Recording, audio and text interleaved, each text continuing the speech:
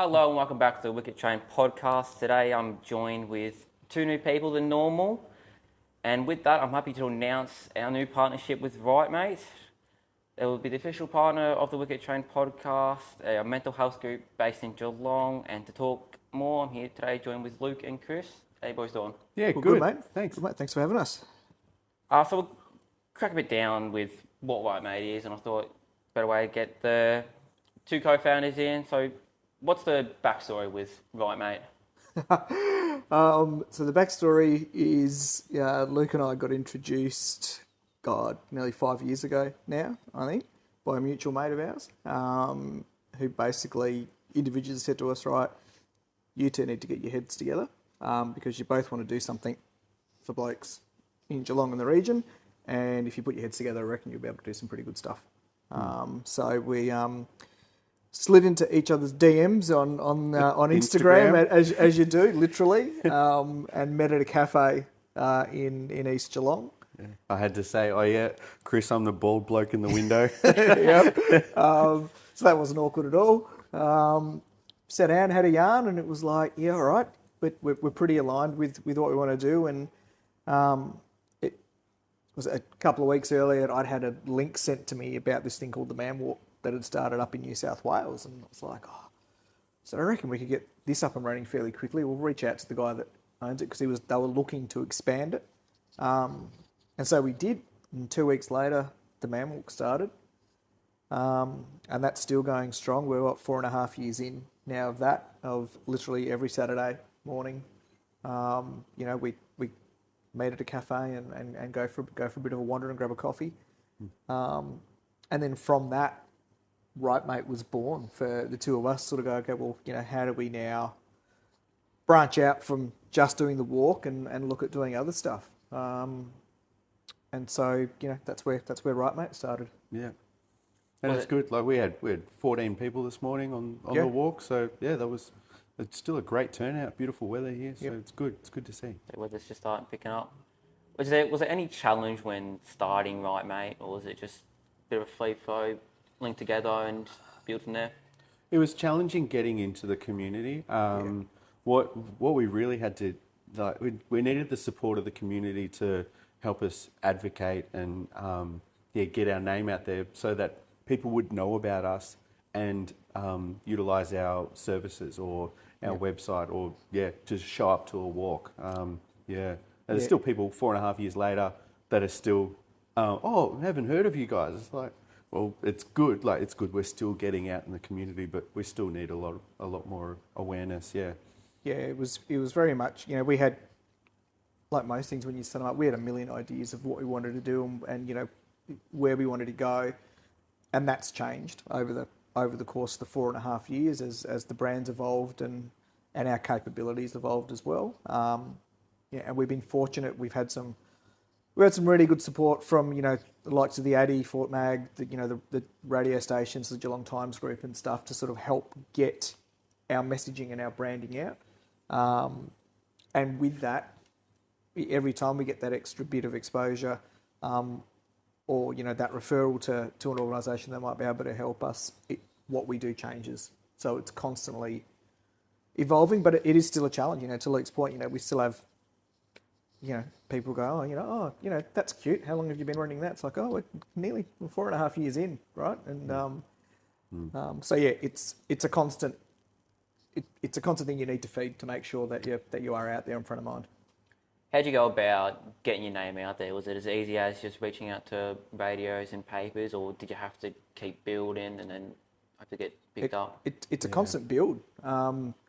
It's a lot of emails, a lot of phone calls, a lot on social media. A lot of what we do, 99% of what we do is pushed out through our social channels. So it's doing that, targeted reach advertising and promotion just to make sure we're hitting the right pockets. And a lot of it is, I think, word of mouth, really. We've just, we just keep talking to people any opportunity we can, going to events and whatnot and letting people know, who we are, what we do, etc. And with that comes that word of mouth spread. Yeah. And now it's good that practitioners are getting on board. They're referring us from their practices. Yep. Yeah, they're, oh, have you gone and checked out the man walk? Have you gone down there? And it's like, yeah, no, it's good that they're professionals are telling everyone about us. So that's a good little that's been pocket. But yeah, getting into them and having, not that they need to trust that we're legit for them to recommend us. So yeah, that's been good. So, we had a case in point. We do a monthly dinner. We basically effectively pick a different pub around Geelong, and we do a dinner once a month. And last month we had a bloke join us. He was a referral from the Army International, right? Yeah, they reached out to us probably a month earlier going, look, we've got a client. He's ABC, D&E, but, he's really keen to sort of want to branch out to something like this. Is it all right if he comes along to your dinner? And it was like, yep, absolutely. Here are our details. If you need to talk to us ahead of a time, da-da-da. He had the best night. He came out of his shell, and it's things like that we look at and go, yeah, all right, we're onto something here, and we're doing some pretty good stuff. Yeah. With that, do you see like a whole range of men join you? Is it pretty similar, like older, younger? Oh, it's a whole scale. It's a whole scale, yeah. Yeah, we used to have a kid that was 16 and used to catch the bus down to join us for a walk every Saturday morning. So, it was that or older generation, yeah. Yeah, I think if we had to sort of have a target demographic, it's probably mid-30s to mid-60s, early 70s, and a bit of everything in between all of that. White-collar workers, blue-collar workers, shift workers, blokes that have moved here from interstate and, don't have a social network, blokes that where marriages or partners have fallen apart and, suddenly their social network's gone. Single dads, even, married blokes that are just like, I don't have a group of mates that I hang out with, so, I'm just looking to try and connect with other blokes and have that time where I can just have a chat and be me. Good. With obviously social media picking up, have you guys seen a good growth, a new audience? Yes. Yeah, very much so. Yeah, we've got better at optimizing when we post and what we post, and the algorithms continuously change. But from day one, we don't have an email database. We don't keep contact details of people. We've done that on purpose. Because, the last thing somebody wants is an email going, where were you on Saturday? Right? It's, if you turn up, you turn up. If you don't, you've obviously had something on. So the social media side has become probably more important for us as we've grown, because that is how we get our message out. Everything we do, it's pushed out through our social media channels. Obviously, picked up, you've been going out for about 4.5 years. What do you think the best moments you've had with Right Mate? Well, there was a walk where we had, how many, 20-something, 24 I think it was, had people join us on the walk.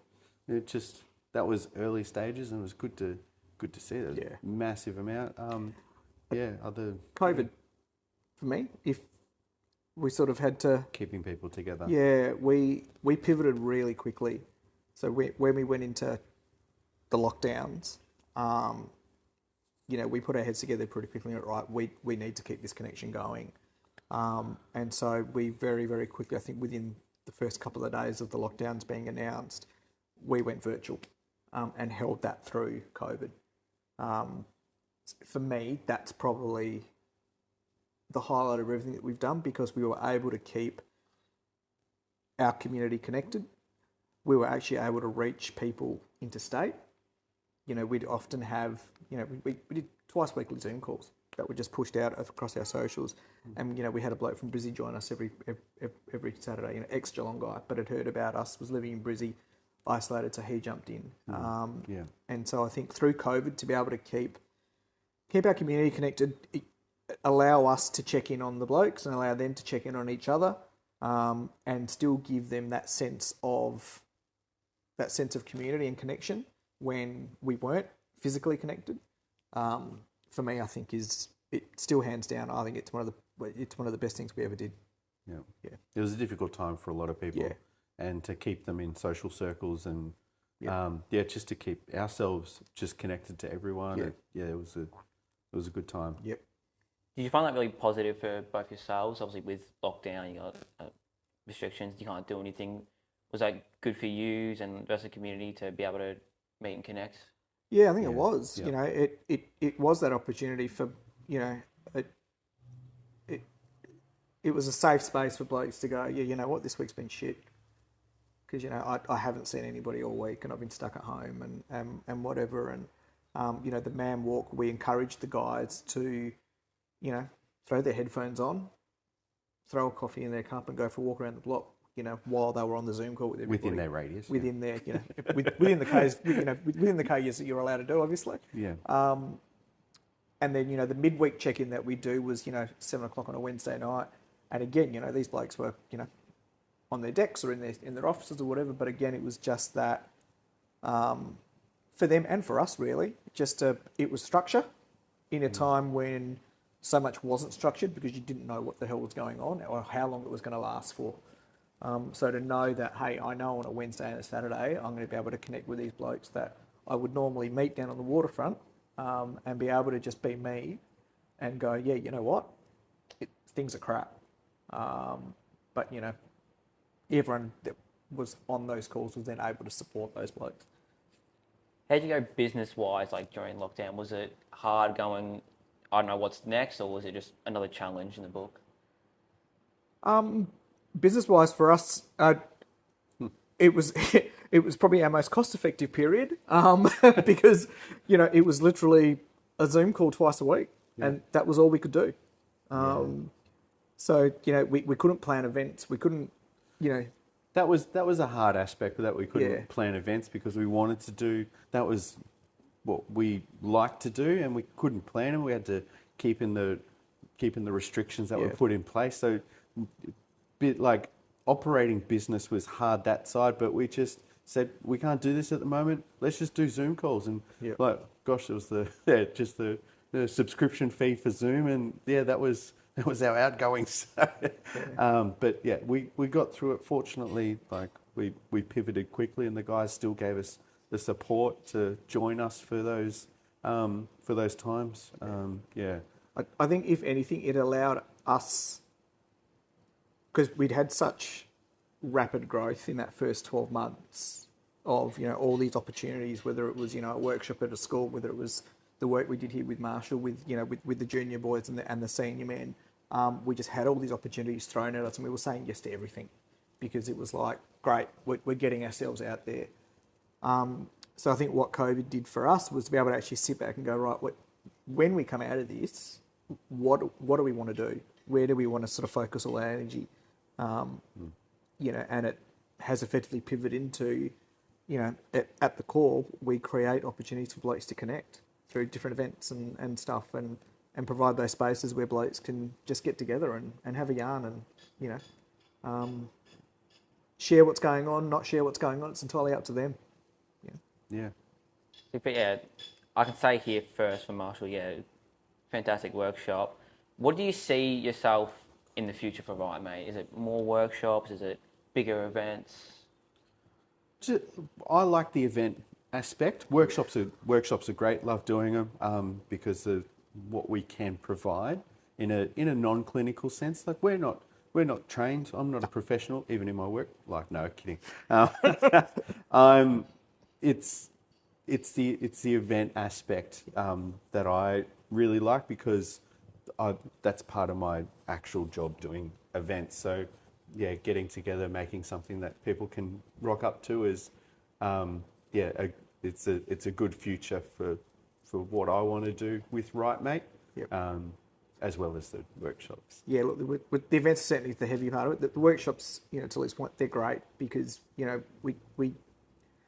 we have that ability to impact whether it's schools, sporting clubs, workplaces, and get them thinking about things that they wouldn't normally think about, and, you know, helping change the language around mental health, you know, giving them the tools to be able to confidently have those conversations and know what to do with that info, and how to keep, you know, themselves safe, but also the person that they're speaking to, and how to look out for things. So the workshops are still really key in terms of what we do, but we're not actively going out and sourcing workshops. You know, if an organisation comes to us and goes, hey, we're doing something for Mental Health Week. We'd love to get you guys in. Fantastic. Yep. What do you need? Let's see what we can pull together for you. Yeah. Do you see yourself branching outside of the Geelong region, or do you want to just keep hitting Geelong? No, 100% Geelong. Yeah. I don't think we don't have scope to go outside of Geelong, mate.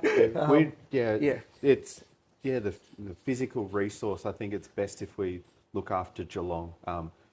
Very much so for now, because if we can't go too big, because then we're compromising what the quality of stuff that we do. I think it's more beneficial if we just stick to the Geelong region. Yeah. I think from the outset we were always about what can we do in our community, and how can we best support our community and the place that we live, and I think that will stay true for as long as we're doing this. Yeah, it's not to say that other people can't piggyback off what we do. It's, for example, the Torquay Man Walk started because two blokes came to our Man Walk and started talking like, I'm from Torquay. Oh, I'm from Torquay.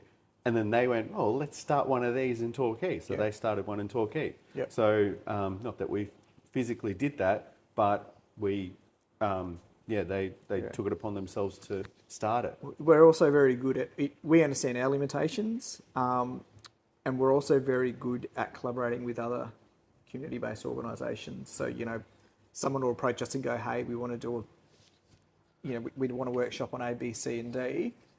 And we'll be like, yeah, look, that's not our space, but here's a contact for you to reach out to these guys that do this day in, day out.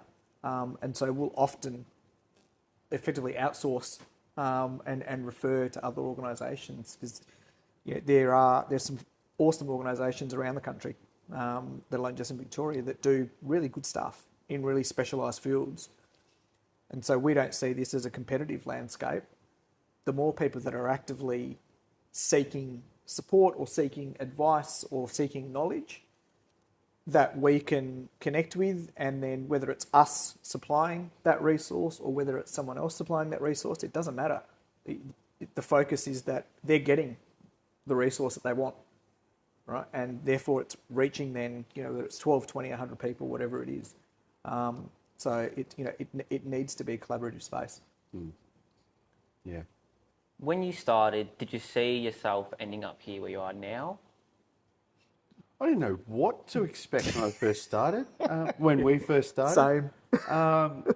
I knew I wanted to do something for men's mental health in Geelong, and I just didn't know what or how.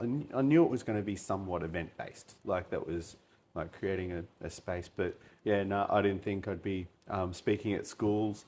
I didn't think I'd be speaking at sporting clubs. I didn't think I'd meet my wife through doing mental health talks, but I did. Yep. We're now married, so it's Well, I didn't think I didn't know what to expect from that first stages of ideas. Same. We're constantly evolving. To Luke's point, from where we started to where we are now, if you, told us 5 years ago that, hey, we'd still be walking every Saturday morning, we'd still be doing dinners, we'd still be, talking at schools and sporting clubs and all that kind of stuff, I think we both would have gone, yeah, right. No worries. Small businesses don't even last 5 years sometimes, so it's... But the fact we are, for us, every day is a bonus, right? The more, as long as the community has a need for what we're doing, we'll keep doing it, and we'll evolve as the community needs us to evolve. Yeah. We've never had a set structure of, no, this is all we're doing and that's it. This is our little box. It's always been, well, we're getting a lot of people asking about this, so can we do it? Yeah, we can. Let's go. Have a crack. We had one of the blokes just this morning. He said, I can't believe you guys do this every Saturday and have been doing it for 4.5 years. It's like, well, yeah. Ta-da. Got one final question. What's one message you would give to people listening and watching? If you're a bloke out there and you have seen the work that we do, especially with the Man Walk or any of the dinners that you have seen around, don't be afraid to come along and introduce yourself to us. Like whether it be you've seen the walk, you want to join the walk, come along. We're a good bunch of blokes. I'm there 99% of the weekends, and I'd love to meet you. So, yeah, just come along, say good day. I am the bald bloke that is there. There's a couple of us, but yeah, you'll recognise me. You'll see a profile picture somewhere, I assume, with attached to this interview. But yeah, just don't be afraid to come along, because it's a great little. It instills a bit of structure, or like you find a new network. You could meet some new people, expand your business, or just it'll add value to your life if you came. For me, it's probably twofold, right? It is, fellas, take that first step, right? It's hard as an adult meeting other people and meeting mates. We try and provide a space through everything that we do that is really welcoming and free of judgment, right? We don't care who you are, what you do, what your background is. It makes no difference to us, right? Take that first step and just rock up, right? Or if you're nervous, send us a message, right? And reach out to Luke and I and sort of go, hey, I'm thinking about turning up, but I'm a bit anxious about, doing this. We'll meet you for a coffee beforehand and go, well, look, let's catch up a couple of days beforehand, and you can meet us. And then suddenly you already know two blokes when you rock up to this thing, to this event, right? And there's two faces that you already know to make it a little bit easier. And then from a broader piece, there's still such a huge stigma when it comes to men and talking about their mental health, right? We've just had Are You OK Day, which is phenomenal from an awareness perspective, right? We'll have International Men's Day coming up. There's Men's Health Week. There's a whole lot of stuff that goes on during the year. But the message is that it's every day of the year, right? There's no shame in speaking up and going, yeah, life's a bit tough. There was Danny Frawley's wife at his funeral sent a message from Spud, and it was basically, manning up in the past used to be about just, putting your head down and just getting through it. Manning up now is putting your hand up and going, hey, I need some help because I'm not coping. It's as simple as that. Speak up, because there are a shitload of people around that would much rather sit down with you and just listen and give you that space to expel what is going on in your life than be at your funeral speaking your eulogy. It's as simple as that. Good message. Where could people find your work? Social media, Instagram and Facebook, we've got and going. Websites, yeah. And our website is rightmate.org.au. Yeah. Our handles, if you search for if you go to our website, we've got links to all our social media handles on there. But Men Walk Geelong have got a group that you can join. We've got a Right Mate page. We've got a Right Mate Instagram account. Yep. Yeah. So. Cool. I'll be linking a few of them on our website as well. But that's all for me today. Thank you, Chris and Luke, for joining me today. Thanks, Thank you, Levi. Levi. Thanks for having us. Thanks for having us, mate. No problem. You're doing some good stuff. Thank you. And that concludes today's episode. Thanks to Right Mate for partnering up with the podcast and helping the podcast further push men's mental health. Thank you. No worries. Good stuff, Thanks. mate.